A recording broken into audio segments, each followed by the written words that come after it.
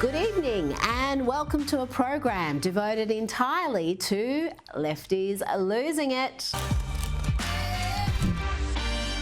Let's start with the perpetually outraged ladies of The View. They never fail to bring copious amounts of bile and hate, and one of their targets of late is White House Press Secretary Caroline Leavitt. Here is Whoopi Goldberg saying she only got the job due to wokeness. What? I would like this young lady this is her first job, I would like her to do a little homework because she said something yesterday that really pissed me off. And that was, she said, there will be no wokeness here. Oh, yeah. Let me explain something to you, because without that wokeness, you might not have that job. No, Whoopi. Corinne Jean-Pierre got the job because of wokeness. You and your old mate Joy Behar may have your jobs because of wokeness, but do not smear a competent professional woman like Caroline Leavitt with your nonsense, and don't lie about this being her first job. We know what you're doing there. And I mentioned Joy Behar. Here is Joy objectifying the White House press secretary, saying she only has the job because she's hot. She's probably been put in there because, according to Donald Trump, she's a 10. You know that's what it is. I want to be clear, though. It's not her first job. It was her first press briefing. She worked in the previous Trump administration.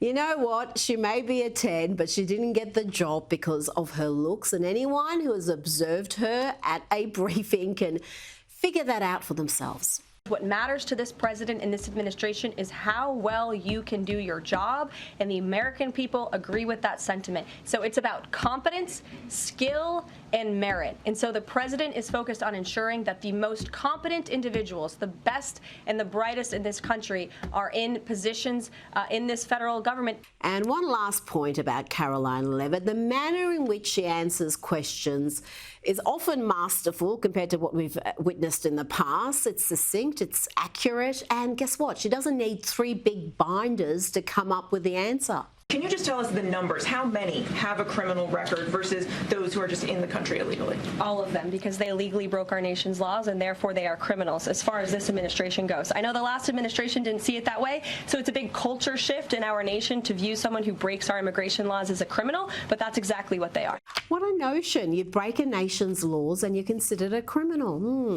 But back to The View, and here we have the deranged with hate Sunny Hostin blaming Donald Trump for the American Airlines crash. Here she demonstrates that not only is she beneath contempt, but she has absolutely no idea what any of these organizations do.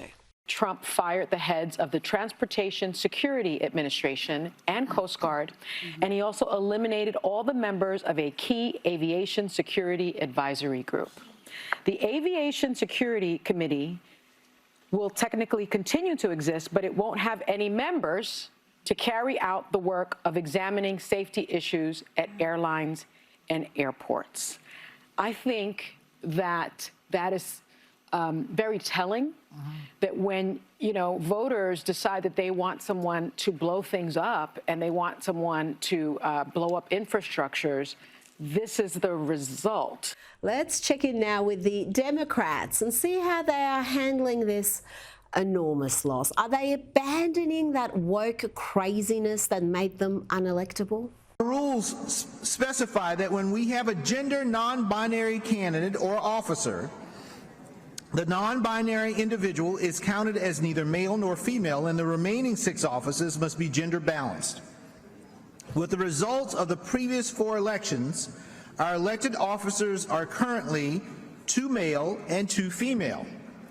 In order to be gender balanced, we must elect 1 male, 1 female, and 1 person of any gender. Yeah, that's going to fix it. Now let's check in with a trans activist and see how they are dealing with the return of meritocracy. The answer is they're not doing well. Did you know that DEI bans would extend to medical schools as well? Hi, my name's Delia. I am a transgender and intersex medical student, activist, and educator. DEI in medical education is not just about ensuring that we have physicians from diverse backgrounds. It's also about ensuring that we're learning about diverse populations and making sure that we are prepared to care for patients from the populations around us. I am a transgender and intersex medical student activist, maybe among the most terrifying words in the English language. Here's a clue. The last thing any sane person is looking for in a medical professional is diversity. When you're going in for life-saving surgery, the last thing on your mind, unless you have a death wish, is, oh gosh, I hope the surgical staff look just like me and think just like me. Put it aside, it's done, it's over. Let's take a look at the Grammys. They were just on, though no one with a life seems to care too much. But we had an assortment of lefties losing it. So let's have a look at the top 5. Now, while much of the attention was on the tacky exhibitionist antics of Kanye and his Australian victim, wife, Bianca Censori, it was the usual suspects with their TDS afflictions that sought to turn a night about music into one about politics. Let's start with an award that was nakedly political. Giving Beyonce the best country album is just pure politics. She's about as country as she is a natural blonde. Even she looked embarrassed by this award. Cowboy Carter, Beyonce.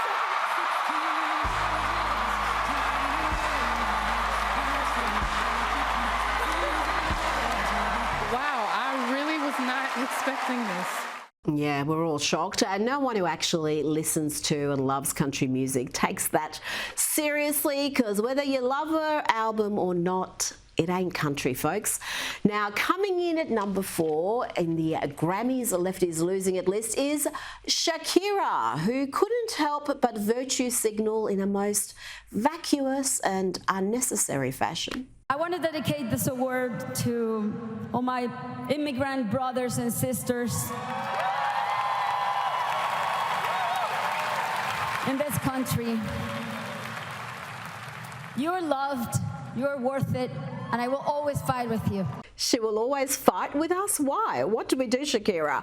Imagine being so out of touch that you miss that Latina voters, Hispanic voters supported Trump in enormous numbers, or being so thick that you conflate illegal immigration with legal immigration. Not a single legal migrant is facing deportation or needs to be told by a Colombian songstress that they are loved. Now to the number 3 position, and it goes to a queer singer. That's what she calls herself.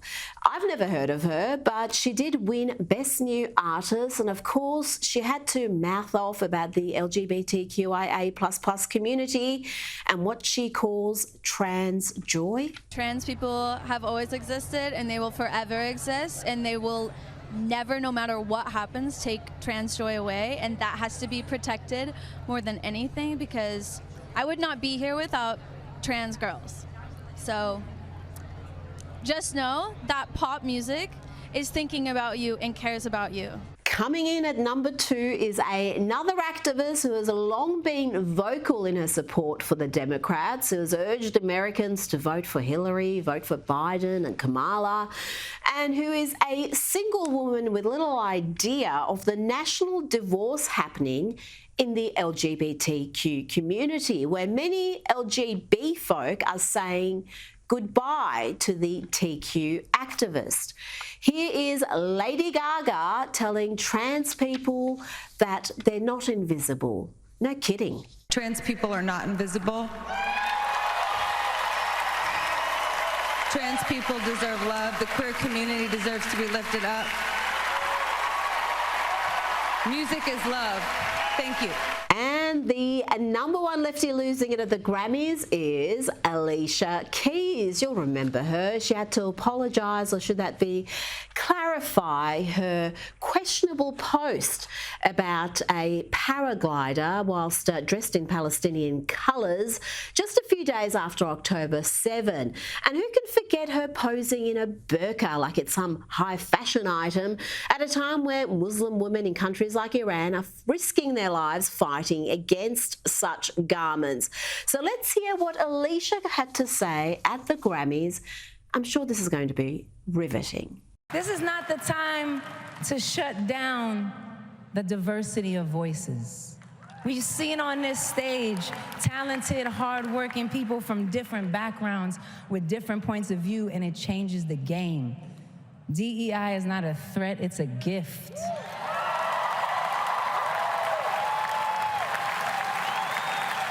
And the more voices, the more powerful the sound. When destructive forces try to burn us down, we rise from the ashes like a phoenix.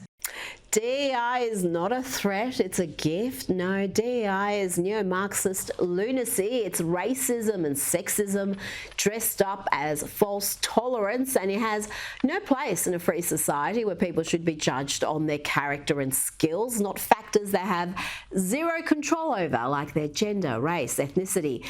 As for the diversity on the stage Alicia Keys talked about, name one artist who performed or was honoured with an award who represents the majority of Americans who voted for Trump. Far from being an example of diverse voices, the music industry, like Hollywood, is full of out-of-touch, privileged idiots. An industry that is among the most closed-minded, bigoted and divorced from reality. You are in no position to lecture anyone about anything. Let's hear now from a member of the LGBTQIA++ community. Yesterday, I had the absolute audacity to say, I don't care how many executive orders you sign, you still don't get to tell me who I am. Yesterday, I had the absolute audacity of saying, I don't care if you're elected to the highest station in the world, you still don't get to tell me who I am. Let me have the audacity to tell you no one cares who you are or how you identify as long as you don't impose your delusions on us. Unless you compel the rest of us to call you what you identify as, what we know you are not, or give you access to our female-only areas, well, you be you. Just leave me out of it. And my word, there has been a meltdown over USAID funding being cut, USAID. Every rent-seeking lefty is up in arms. Here is Jamie Raskin railing against Elon Musk. Elon Musk, you didn't create USAID. The United States Congress did for the American people. And just like Elon Musk did not create USAID, he doesn't have the power to destroy it. And who's going to stop him? We are. We're going to stop him. And hysterical squad member Ilhan Omar is also losing her teeny tiny mind over USAID. We are witnessing a constitutional crisis. We talked about Trump wanting to be a dictator on day one, and here we are. This is what the beginning of dictatorship looks like. Oh dear, Elon, that is not a dictatorship. This is a president with a mandate imposing the policies he's duty-bound to impose. So what sort of vital funding are they so disturbed about being cut? Let's hear from Caroline Levitt, White House Press Secretary, about some of the examples where US taxpayers are spending money for US aid to do what? If you look at the waste and abuse that has run through USAID over the past several years, these are some of the insane priorities that organization has been spending money on. $1.5 million to advance DEI in Serbia's workplaces, $70,000 for a production of a DEI musical in Ireland, $47,000 for a transgender opera in Colombia, $32,000 for a transgender comic book in Peru. I don't know about you, but as an American taxpayer, I don't want my dollars going towards this crap, and I know the American people don't either. And let's hear from the man himself, the leader of the free world, POTUS, about who is running USAID these days. Well, it's been run by a bunch of radical lunatics, and we're getting them out. USAID, run by radical lunatics, and we're getting them out, and then we'll make a decision. Now, you would think that any sane, decent soul would be all for protecting vulnerable children from dangerous, irreversible trans treatments and surgeries. After all, the most comprehensive studies, including the CAS review in the UK, show that children should be protected from medical interventions and so-called gender-affirming care. But the usual lefties losing it are refusing to concede defeat. They are outraged that children are now protected in the US thanks to Donald Trump's executive order. And some of these activist types are lashing out wildly. Let's hear from actress Cynthia Nixon. You'll remember her as Miranda from Sex and the City. Her character was pretty boring, but in real life, Nixon is a hard-left Marxist type who is all in on the trans movement. Most importantly, I am here today as the mother of a proud trans man. Yeah.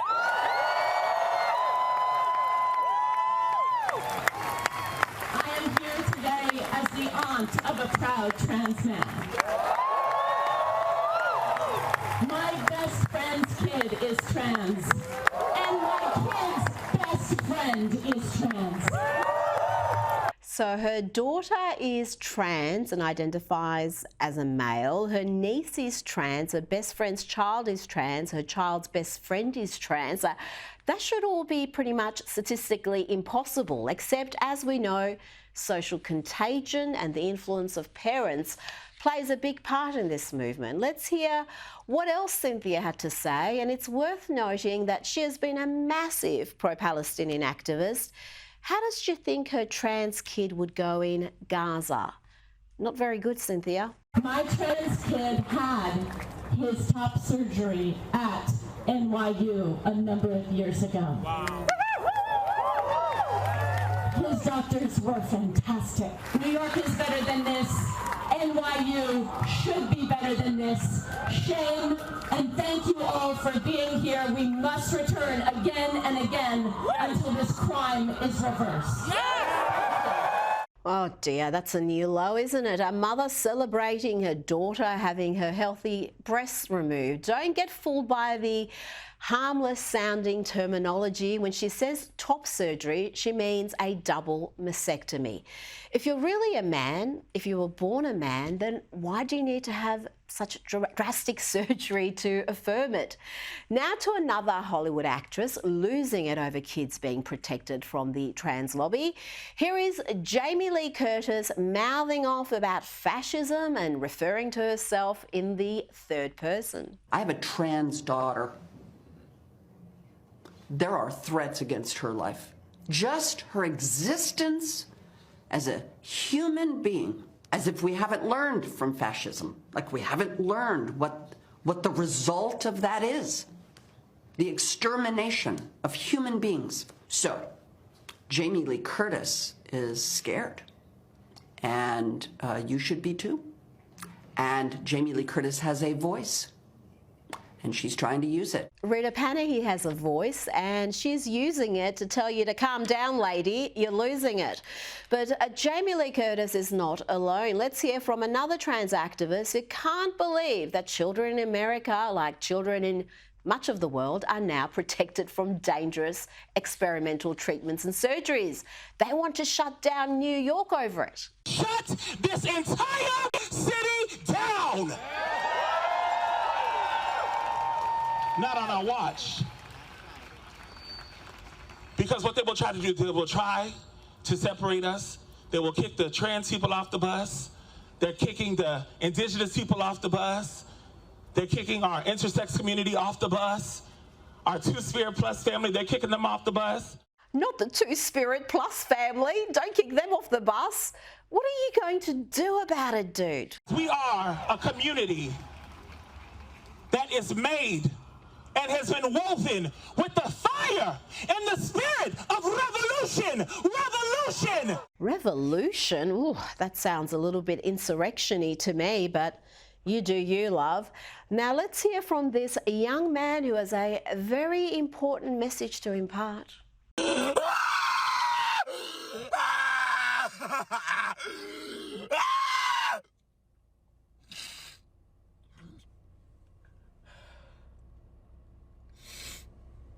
Everything's okay.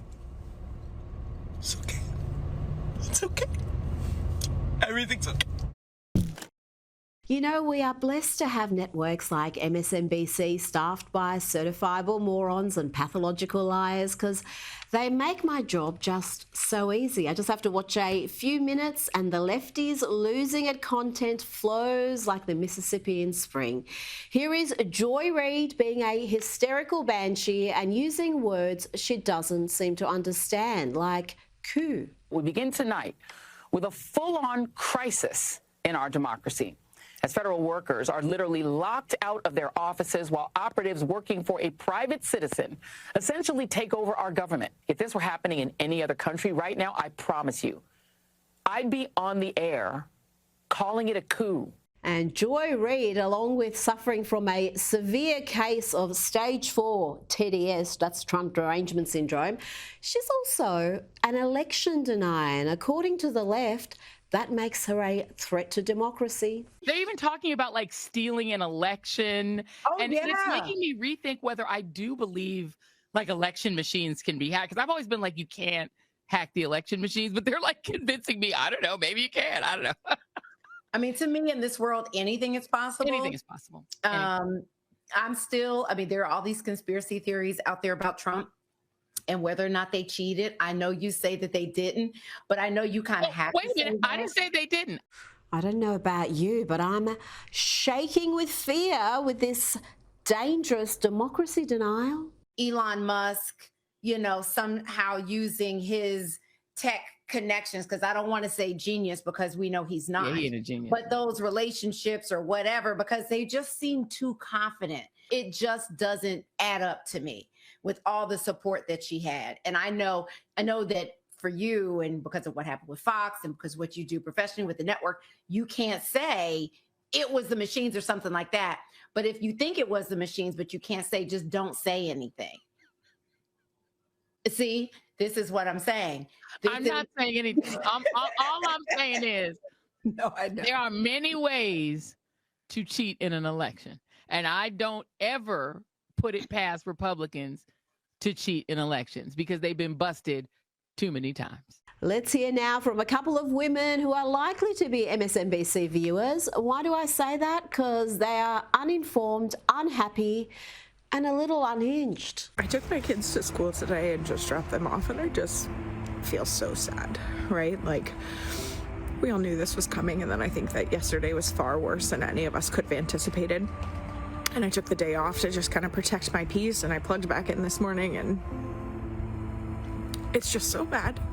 And here is a lady who is very forthright in her opinions, except when faced with a fairly obvious but inconvenient question. Stop abuse of power. Yes. In what regard? Well, with everything that's happening in our politics, I think it's pretty straightforward. Like with Trump? Yes. It seems that money goes a long way right now with our politicians, and that needs to stop. So would you say it was an abuse of power how they just removed Joe Biden out the Democratic primary and installed Kamala Harris? I don't know that I can comment on it. Now let's go to CNN, where even their overwhelmingly left-leaning panel and hosts are left laughing at just how crazy the Democrats sound this week. To our Republican colleagues, if you do not see the light, we will bring the fire.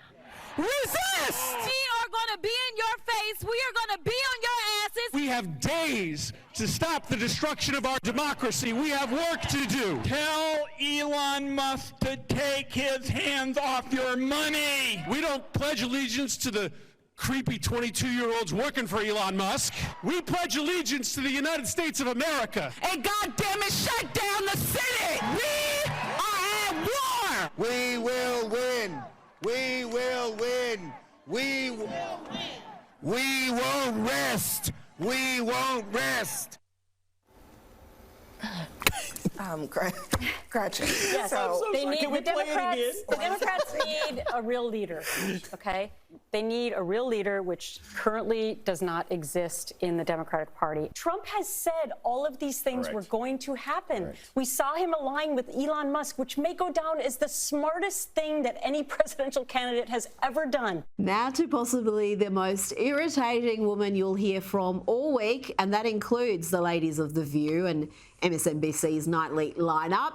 This is the definition of educated but dumb, privileged but pitiful. Ways that Middlebury fails its students make this sobering truth abundantly clear. This is heartbreaking. If there's anything you hear of what I'm saying, let it be this. When our hearts break, let them break open like pomegranates and burst with seeds that can take root. We are literally graduating the same month a fascist has taken office. Within 11 days, he has pulled out of the Paris Climate Agreement for the second time, denied the existence of trans people, and unleashed a slew of ICE agents to arrest an average of 1,000 people every single day since they began. Yes, don't you just love the way she talks? It's so effective. That poor simpleton is wearing both a keffiyeh and a rainbow scarf. May I suggest not trying that sort of thing in Gaza, lest you be thrown off whatever tall structure remains. Now, this privileged nincompoop mentioned her college, Middlebury. This is a college that charges tuition of more than $67,000 per annum US, and the housing and meal plan costs another $19,000 plus. So almost $90,000 US per annum to produce hysterical idiots like this. Such as the airstrike on the Al-Shifa ambulance and the flour massacre, where Gazans ran to aid trucks so they could make bread, and Israeli soldiers gunned them down. And most importantly, smiling from ear to ear with a bunch of kids at the beauty of the sun setting over the horizon of their displacement camp. I have immense resources at this school, and I use them. That's it from me.